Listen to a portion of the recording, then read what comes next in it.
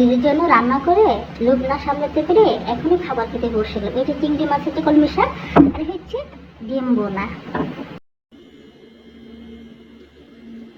আসসালামু আলাইকুম বন্ধুরা, সবাই কেমন আছেন? আলহামদুলিল্লাহ, আল্লাহর রহমতে আমিও ভালো আছি। তো বন্ধুরা দেখেন, এখন আমি সেহরির জন্য রান্না করবো। এই দেখেন, এটা হচ্ছে কলমি শাক আর এইদিকে হচ্ছে আলু, দেখতে পাচ্ছেন, আলু আর কলমি শাক, আর এ হচ্ছে চিংড়ি মাছ। আমি চিংড়ি মাছটা আগে থেকে ভিজিয়ে রাখছি। তো এখন আমি সেহরির জন্য রান্না করা শুরু করব। দেখুন বন্ধুরা, আমার চিংড়ি মাছটা এখন মোটামুটি কষানো হয়ে গেছে আলুর সাথে।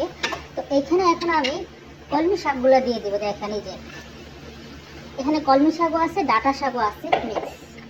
আমি দুইটা একসাথে মিক্স করে রান্না করতেছি।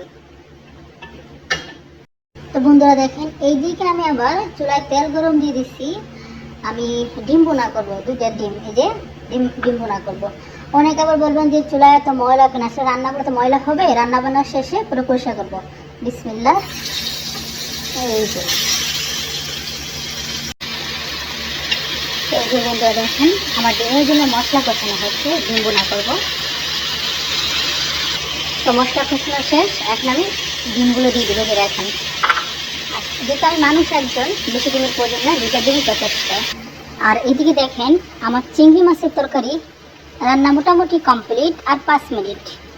বন্ধুরা, আমার এখন রান্না বাড়া শেষ। আমি সেহরির জন্য রান্না করছিলাম, বাট খাবার দেখে লোভ সামলাতে পারলাম না। এই যে ডিম ভুনা, আর এই হচ্ছে আমার চিংড়ি মাছ দিয়ে কলমি শাক দিয়ে ডাঁটা। তো আমি অল্প অল্প করে নিয়েছি, বাকি তরকারি পাতিলেতে আছে। রান্না করেছিলাম সেহরি রক্তে খাবো, কিন্তু লোভ সামলাতে পারলাম না, তাই এখন একটু আমি টেস্ট করলাম অল্প করে।